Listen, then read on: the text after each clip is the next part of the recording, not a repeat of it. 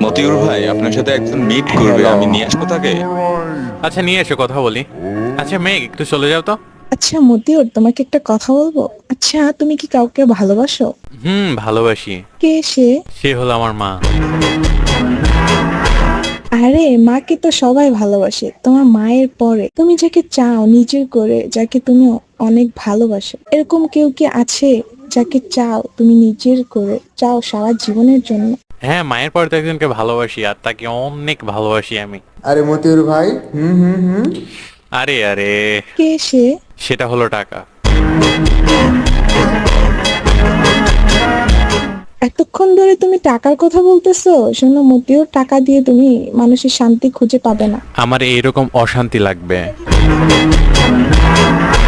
টাকাকে কিছু সময়ের জন্য ডাস্টবিনে ফেলাও। এবার বলো, তুমি কাকে ভালোবাসো? ওই যে টাকাওয়ালা ডাস্টবিনকে।